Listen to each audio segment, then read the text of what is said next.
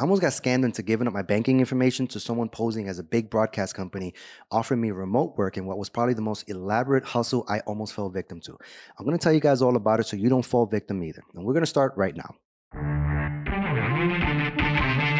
Hello everybody and welcome back to the channel. If you're on a hunt for a job in today's market, you're probably looking for a remote spot as a primary preference. We want remote work for all the logical reasons: soaring gas prices, daycare costs, or simply because being present in an office for what you can do from home doesn't make any sense and you're done putting up with it. Some companies get it and offer remote work. Other companies will lie in their postings telling you that a given position is remote when it's actually hybrid or temporarily remote, where you will have to go back into the office and commute at some point.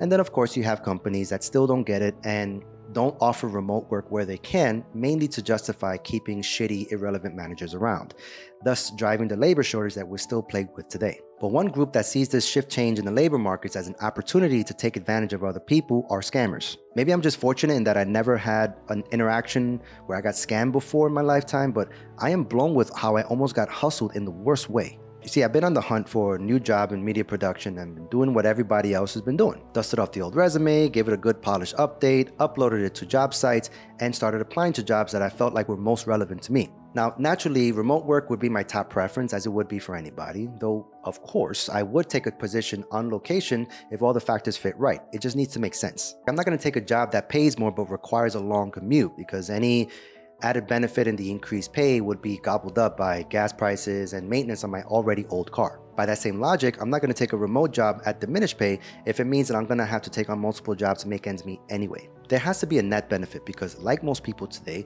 I too recognize my worth, and I'm not going to commit my talents and hard work only to live paycheck to paycheck. So I'm off to the races on the job hunt and naturally don't get anything back for a couple weeks, until I suddenly get a random email from a huge broadcasting company offering me a senior editor position working from home. At first I brushed it off, not thinking much of it, but then later on came back and gave it a read and found it to be a pretty attractive proposition. And besides, how does it not feel special when an employer reaches out to you? The job was offering 6 figures, working from home, 8 to 4, and who wouldn't want that? Sure, a senior editor can make close to that depending greatly on who you work for, and this was a company to work for. And so I responded, agreeing to an interview of sorts. They replied saying they'd have a hiring manager reach out to me and set up an interview, and from there things started getting weird. The next day, the hiring manager sent me an email asking me to download an app so we can conduct the interview via text. This was the first flag to me because the office where I would potentially be working was only 30 minutes away. I've never done an interview before that didn't involve a phone call or a Zoom call, and this place was only half an hour away, so there was no reason to not do an interview in person. In any case, we went on with the interview over the app, and 2 more things stood out to me. The first was that the identifying image of the person I was supposedly interviewing with looked too perfect, like a porn star posing as an attractive office woman. The second was a very specific word that they oddly use frequently: kindly. They kept saying, kindly tell me this and kindly reply with that. Now the line of questioning was run-of-the-mill and benign and didn't seem like they were trying to fish information out of me, at least not yet. They asked relevant questions like, why should we hire you? How much experience do you have in this platform? And how proficient are you with this program? Run-of-the-mill questions, until the last one.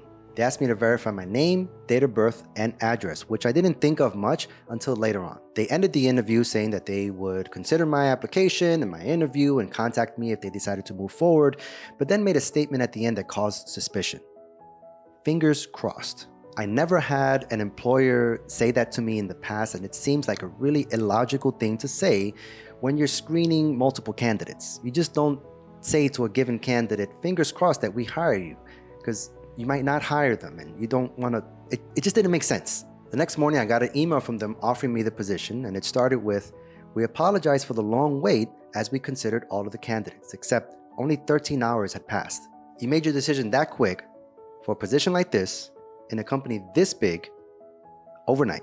I don't know about you, but the fastest I've ever been hired for a job was 3 days, and that was for a car dealership. That's only because car dealerships have a whopping 25% retention rate, and so they're always looking to hire quick.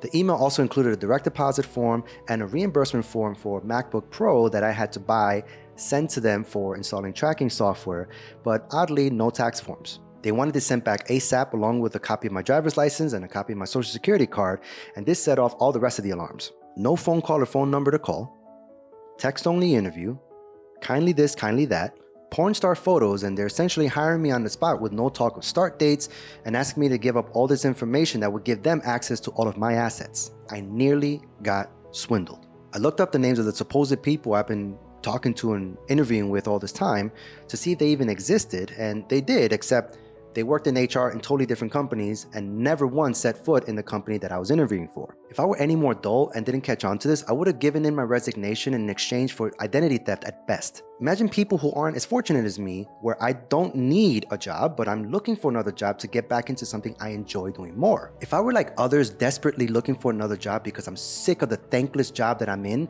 where I'm treated like property instead of a human being, I'd be screwed. Nearly getting scammed like this was not only frustrating, but also really embarrassing, and it put me down for a while. Like, how did I not catch on to this? How did I not see this from the beginning? I always thought I was too smart for this kind of hustle, but I learned a hard lesson in that these guys are getting smart, these guys are putting a lot more effort into their hustle, and there's no low that's too low for these people. We've all heard it from parents and loved ones that if something seems too good to be true, it probably is.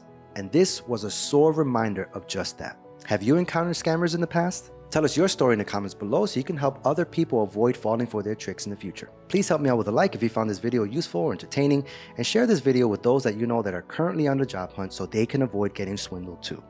And as always, thanks for watching. Peace.